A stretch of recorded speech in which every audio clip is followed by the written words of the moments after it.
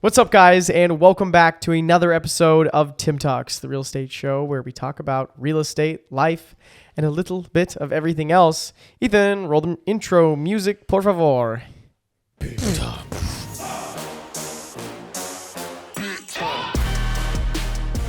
We're back with another episode this week. We're doing good. We're doing good on keeping up with the episodes. This is like 3 or 4 weeks in a row. Yeah, it's pretty good. So for our 50 viewers and listeners out there, we appreciate The true fans. and adore you.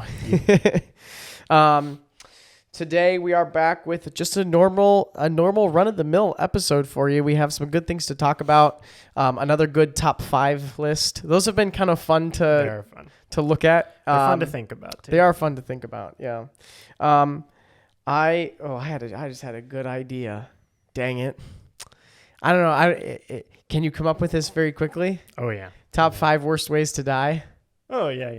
Yeah. We can add that in. Sounds good. I like the worst sayings, but top 5 worst ways to die is pretty good. That's pretty fire. Come on, ChatGPT. What's that? Speaking of fire. Oh. Yeah, that's my top one. That's pretty brutal. Yeah.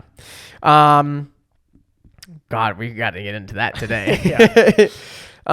But yeah, so today, as far as real estate goes, not much has changed since our last talk about real estate. The real estate market is kind of just doing its thing right now. It's pretty decently warm. Inventory continues to be low. It's just the same old story, but thankfully the Federal Reserve has essentially put their last hike on the rates, or what they tell us is the last hike they're going to do for quite some time. I saw a funny video that was Jerome Powell trying to de-escalate inflation, bring down inflation smoothly. Yeah. And it was like this dude with a truck full of TVs, and the truck catches on fire, and he's like trying to take the TVs off the truck in time, but he's just throwing them on the ground and they're just shattering everywhere.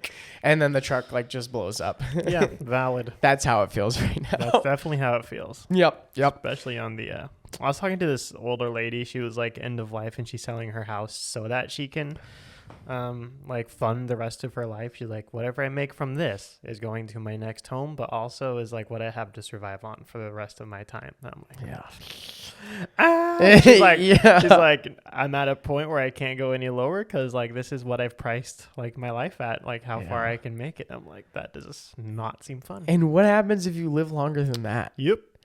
Back to work. She's like 82. Like, what do you do? Yeah, I mean, what are you going to do at that point? It's a tough situation for a lot of people. Top number 1 way to die. The worst way to die is run out of money. Out of money. Yeah, that is pretty bad.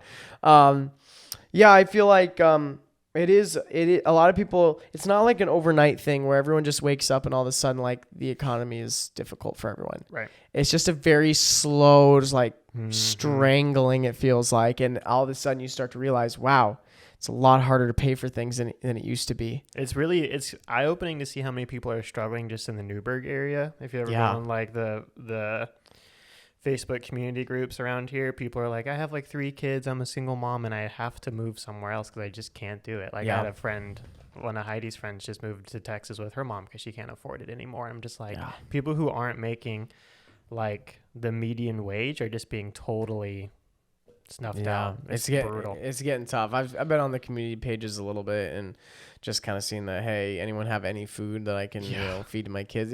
It's tough. And that's, and those are the more extreme cases, but just for the average person, it's like, you just have to cut down on spending and cut down on some of those things that you used to enjoy doing. And I'm hoping that this period where we are clamping down on things and getting inflation under control is not a forever thing. And it's nice to hear that, I think the debt ceiling was raised this last week. Yeah, I have fallen off the news cycle recently, but yeah, they the last I heard, they seem to have come to an agreement. Yes, which is very, very good. So I don't claim to be an economist, an economist as I call it, but for the average Joe Schmo out there, sounds like it's going to get better.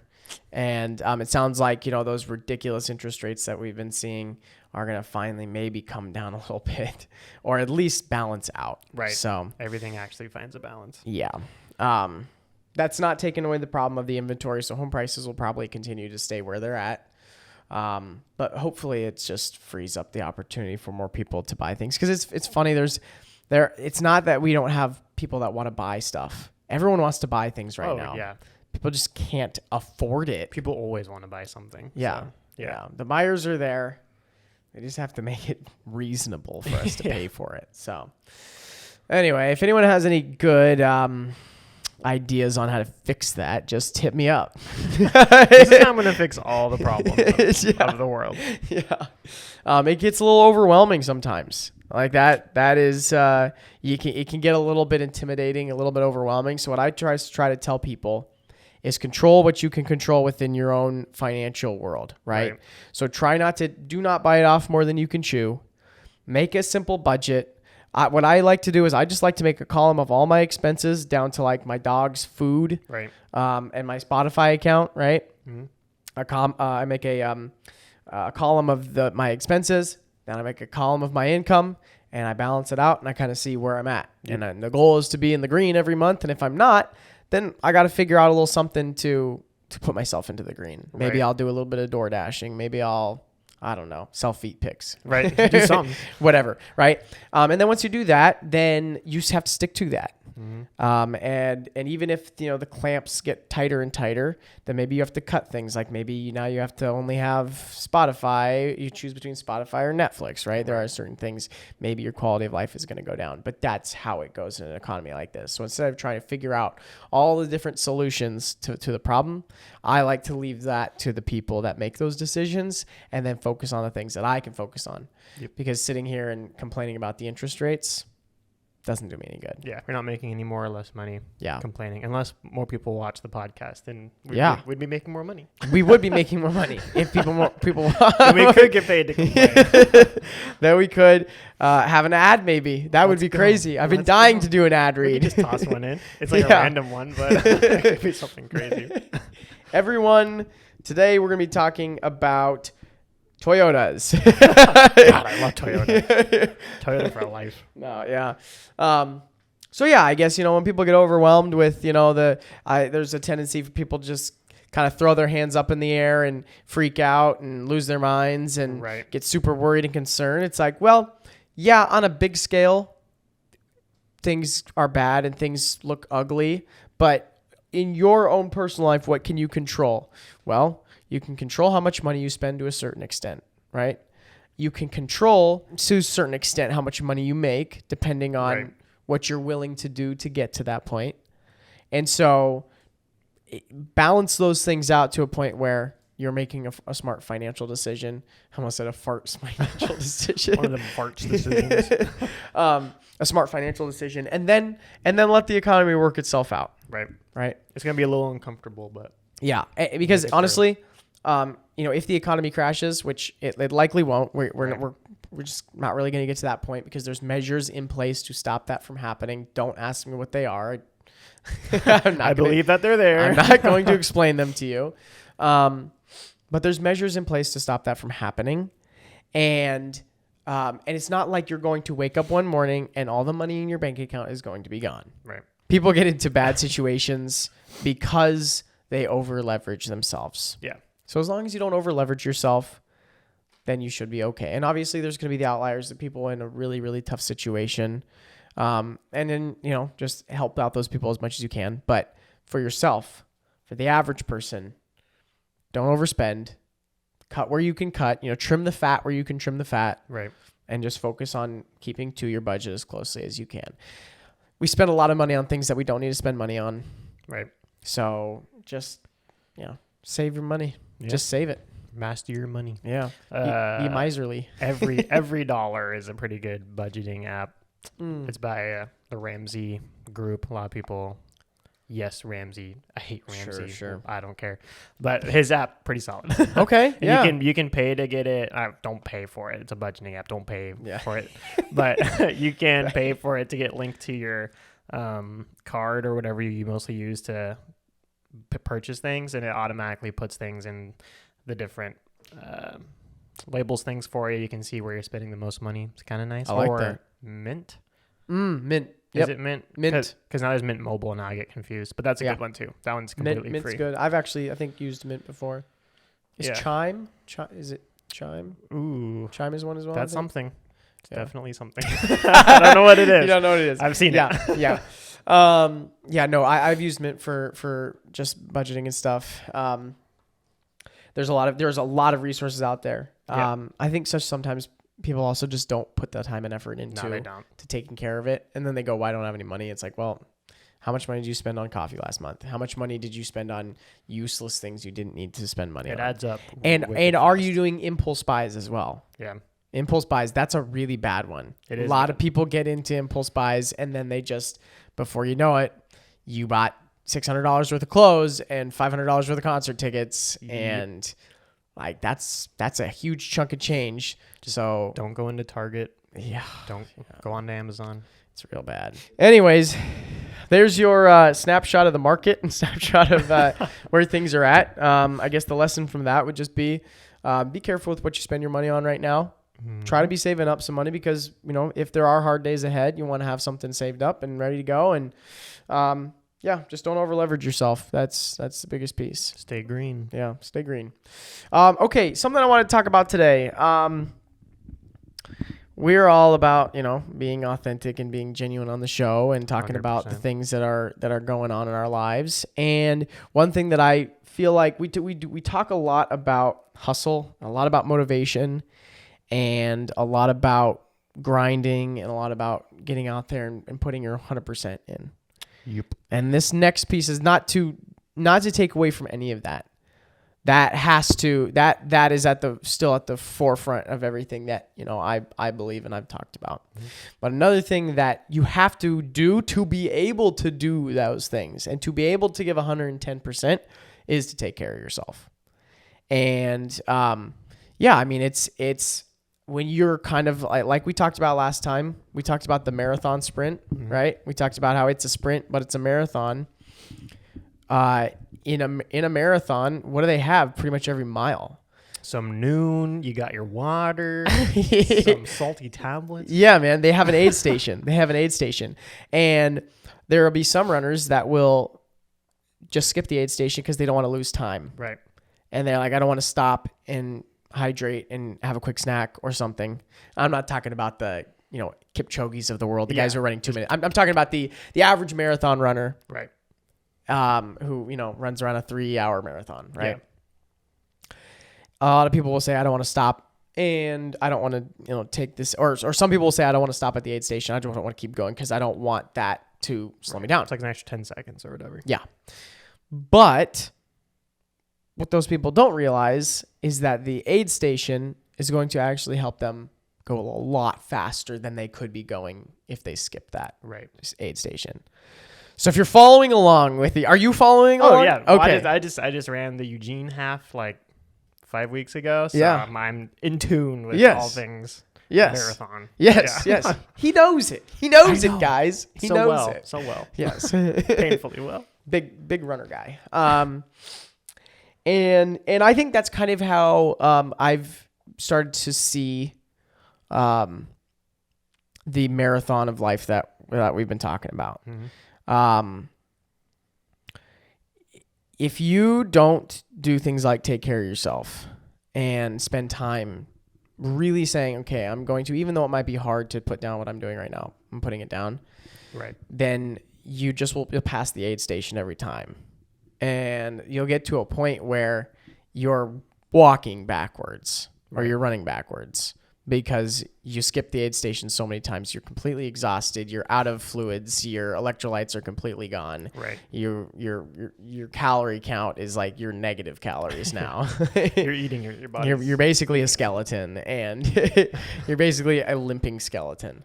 And so that was kind of a realization I had recently. Was really, yes, hustle, dedication, motivation. 100%. Out of bed at 5:15, putting in the 10-hour, 12-hour work days. Right. That's the part that you have to do to be successful. You're going to have to do that. And if you think you don't have to do that, then I would love to talk about what you're doing that's making you successful. Yeah, I want to be because I doing. want to do that. There's always like those guys who are like, you only have to work 3 hours a day, and here's how, and it doesn't work. It doesn't work. Those people, they make their money off of you buying their. Yep. That's how they. That's They're working 12-hour days, marketing how you can only have to work 3 hours so that you buy it. So exactly. they make money. Exactly. But yeah, it's been a huge realization for me that the work that we're doing is a marathon. And if you don't stop at the aid stations every now and then to get some electrolytes or to grab a granola bar, right, then you're going to burn out. And those goals that you had in mind, all those things that you wanted to accomplish, they're just going to slowly, they're going to, and quickly and more quickly, they're going to pass you by and you're going to miss them completely. Just fade away. Just people who stop just kind of pew, pew, pew, yeah. by you. Yeah. And so I think what it's about is finding those small pockets of time where you can intentionally say, I'm going to take a breather here. Right. I'm going to put down what I'm doing and I'm going to take a break and I'm going to stop putting so much pressure on myself. Yeah, I'm going to still be putting in my work every single day, consistency, showing up every single day and putting in just as much hard work. But I'm going to allow myself these pockets of time where I am going to be taking care of myself. I think that's a big one. A hard realization for me because I'm not a person that wants to put things down. Right. I'm not a person that wants to pause or take a break. Right. Just keep on trucking. Yeah. I like my breaks. Yeah. It's also when I was practicing or training for the half, people are like, make sure you don't even need to really fuel during a half. So don't think you have to do crazy fueling for halves. But anyway, they're like, practice fueling. Like, don't go into it not ever like trying to drink water or like tasting what it's like to have a gel or whatever, and then do it race day because you're probably going to throw up because the gel's nasty or whatever. Yeah. So it takes practice. Got to practice taking breaks, which is weird. But yeah, even if it's just for a little bit, like, oh, that was kind of nice. Back to work. I think that's a really great point, actually, because for somebody that is constantly just always at work, always working, always on, right, never taking breaks, it can get really difficult to put stuff down for a moment. It can feel so unnatural. It can feel so out of your comfort zone that when you do it, it doesn't feel like a break. It feels like torture because your mind just can't stop. Your mind can't turn itself off and you can't fully relax and enjoy the break. So you're going to have to practice taking those small breaks to get to the point where you can actually rest and relax in those times when you're intentionally taking your breaks. It's a very strange concept, but you almost have to like cold plunge yourself into taking a break. Because otherwise you'll just be like, this is too uncomfortable for me to be like, I feel like I'm losing too much right now by being away from it. I'm just going to go back to work. Right. And you're killing your productivity because you're not willing to give your mind that little reset time. Yeah. But I tried something the other day and I think it's doable in some circumstances, in some instances, but I mean, I generally worked 10 to 12 hours a day, and I only had about 6 or 7 hours in that day that I was able to work. I had other things that I had to get to. Mm-hmm.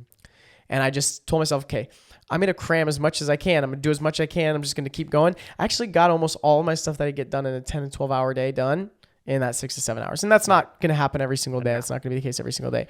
But in this instance, I was able to do it. And I was like, you know what? And then I was able to take those other 4 hours doing whatever else I was doing. Right. I actually enjoyed the day more because I was spending less time working.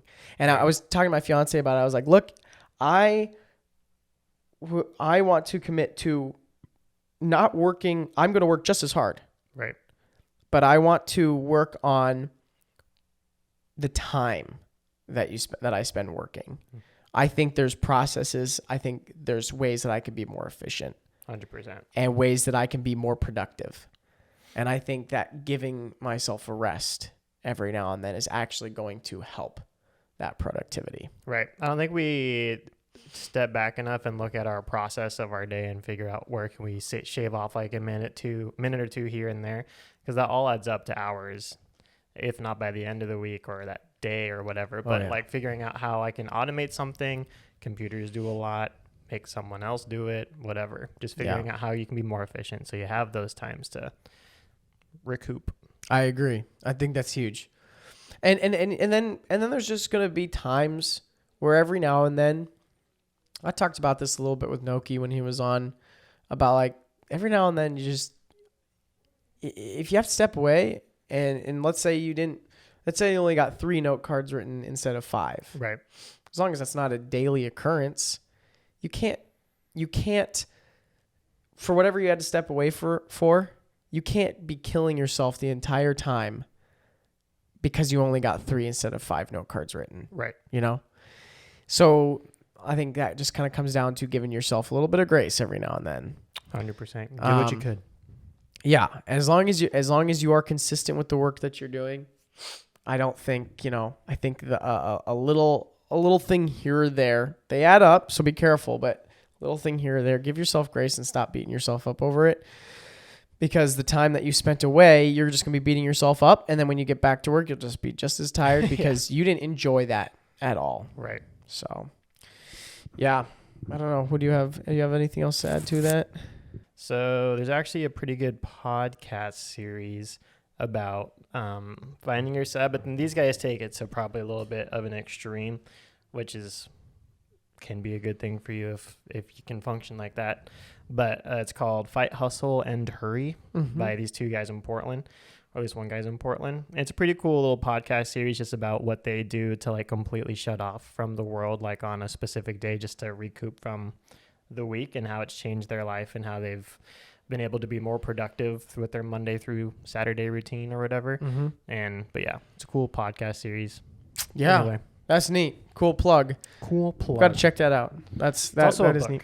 But yeah, Fight, Hustle, and Hurry. Yeah. Even Fight, though hustle, I'm pro hustle a little bit, but I'm 100% pro hustle. You gotta hustle a little bit. Yeah, I'm a very pro hustle person, but I'm also very now becoming more so pro.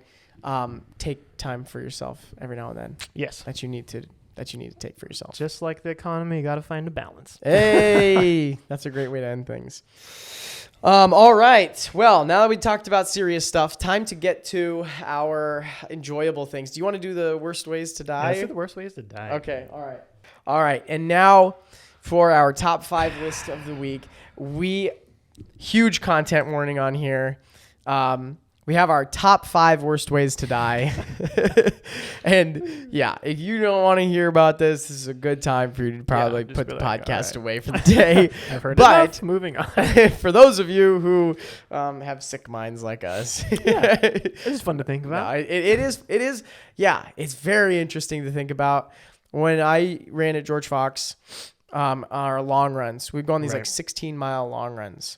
And a very common topic of conversation was just for all the guys to kind of like share, like, what is your worst way to die? Like the worst possible way you could die. And I think the weirdest, craziest one I ever heard was this one kid. So everyone's like, one guy's like fire, the other guy's like drowning. And then the last guy, he goes, dying in front of my parents. Oof. And I was like, interesting. Like he went for the emotional pain over the physical pain. In front of your parents. I don't know. I feel like my parents could take it. I think. For me, it'd be like my wife. Hooray. Hooray. Oh, yeah. My parents would be like, dang it. Well, that sucks. On to the next. Good thing we have 3 other kids. At least we have Caitlin. Moving on. All right. Okay. You want to go first? Yeah. So my number 1 for me personally is drowning. Yeah, that's a bad one. Just because like I couldn't imagine what it's like to be running out of air, like sucking in water, and then just realizing you're like, this is it. And you can't do anything. Yep. Although I have heard that when you drown, from people that like almost died from drowning, there's like a euphoric moment where you accept what's happening. I hope that's with all deaths. But I would feel like, I feel like you get loopy with not having any oxygen. Right. So at some point you're just like, ooh, I'm out of it. Yeah. My number 1 is fire. Yeah. Particularly burning at the stake. Ooh. A bit medieval. Yeah. Well, like there's those, I did a paper in a talk on this one thing, but like the burning monk. Have you know about that at all? Yeah, I've seen pictures of that. It highly disturbed me. How's that dude just like chilling? That's wild. Chilling. No pun intended. Not chilling. Not chilling. Game of Thrones, the burning at the stake scene disturbed the hell out of me. And most people go, oh, well, if you die in fire, it's smoke inhalation. Oh. But burning at the stake, not really. Burning at the stake is mainly dying from the burns. Yeah.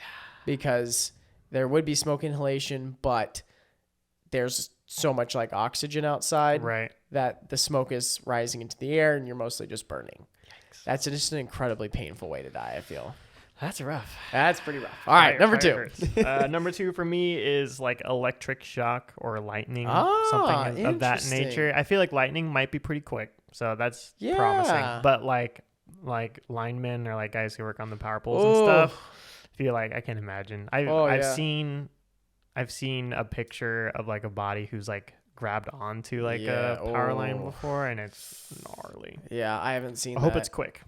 I haven't seen that. I'll probably stay away from it. I was at a coroner's office. It's a long story. What? You're at the coroner's office? Yeah. It was through like when I wanted to be a police officer stuff. And so we had a field trip to the coroner's office, and that dude was like funny in the darkest ways. But yeah.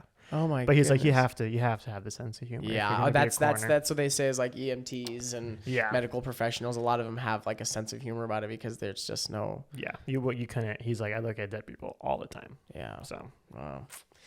All right, my number 2, flaying. Flaying? That's where they your skin is peeled off of you. Oh, yeah. That's pretty bad. Yeah, that's gnarly, dude. That is pretty gnarly. Again, these are mostly medieval. Yeah, that's gross. Right? Just the medieval forms of dying, man. They had some unreal ways of. Oh yeah, getting it done. Yeah, God, that would hurt. That'd be pretty painful. Yeah, that just. If you're still with us, good for you. You're fighting through. All right, next up. Motorcycle, like vehicle accident, but particularly motorcycle accident. Yeah, because you're like, I don't know, you're not more likely for massive ejection out of you're just the sky. You're flying, man. Yeah, that's pretty bad. Yeah, gnarly. We definitely took separate tracks on this. I love it. Mine's like very yours are realistic. Mine are like number actual 3. Worst ways. Number 3, rats. Ooh, yeah. Like being eaten by rats. There's a scene from some movie. Yeah, I was trying to think of something. I think it might be Game of Thrones as well. There's another one where like they have a cage and they put the cage on top of the guy's chest. Yeah, and he slowly gets eaten alive. What's that? Eaten alive by rats. Yeah. Oh my god! He's slowly picking at you. Oh god, those little teeth. I wonder. Do you make it far enough that they like actually start to like move around inside you? Oh god! Don't like, even. Do you live that long? I don't know. I can't even think about I'll have that. to try it out. Oh no! Oh, okay, get it out of my head. Get it out of my head. On to the next. What's your next one? Plane crash. Just because like it's like the anticipation. Yeah, the emotional. Yeah. I had like cancer on there for a moment. I did too. Okay, but anything with anticipation. The rats overtook the cancer. That makes sense. Actually, yeah. The anticipation and just knowing it's gonna happen. Yeah. Then I mean, a plane crash is sudden, but you have enough time to know what's gonna happen. You're like, this is gonna suck pretty bad. Yeah. Hopefully I live. Yeah. Depending on the crash. Okay, that was your number 4. That was number 4. And my number 4 is drowning, so I had that on the list as well. That would suck. There was a comedian who's like, whenever I go on a boat, I always bring like a huge bag of salty chips so that if I do drown for at least a little bit, I'm like, oh, this is really quenching my thirst. Oh my goodness. So whenever I think about going on a boat, I'm like, I should bring a bag of chips just in case. Just in case. Oh, that's funny. Like you said, gotta have a sense of humor about it. Yep. Number 5 for me is home invasion.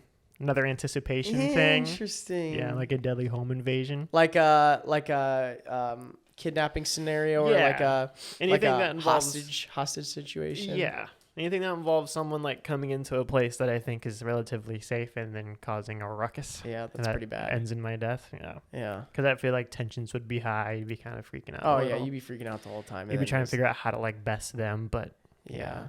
It's like one of those scenes where like he's like tied up and like the guy has to like answer a question and he answers the question. He thinks he's going to live and then the guy just turns around and just pops You just him. never know.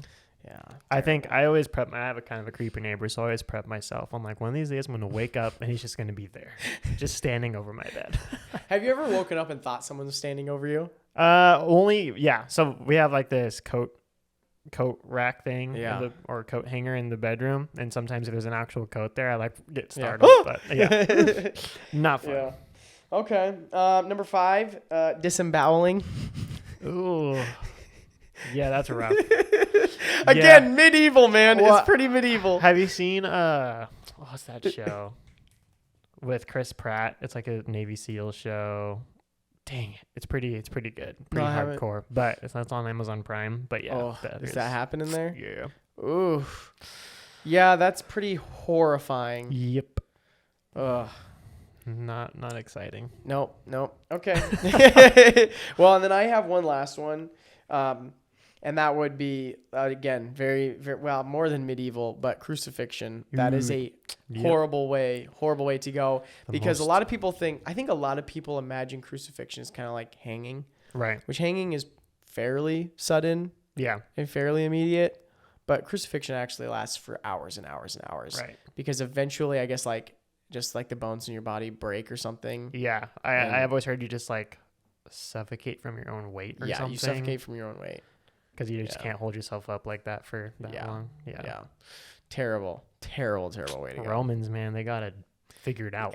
The ways that they used to like kill people and like have like, we're going to roast you on a spit, or we're going to put you on a wheel and just ride through town, you know? Like, oh my God. Can you imagine if we did that these days for people that like, just down for Main people Street? that say our society has not evolved.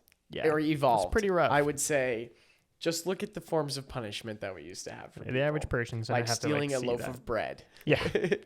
That would, in today's day, stealing a loaf of bread, you probably wouldn't even like. They probably wouldn't even go after you for it. Oh yeah. And if they did, it would probably be like a misdemeanor, like a little slap on the wrist. Like maybe like a couple hours of community service. Right. Stealing a loaf of bread in medieval times was like, okay, we're going to put him in the town square. Everyone grab the biggest freaking rock you can get and just let's batter this guy.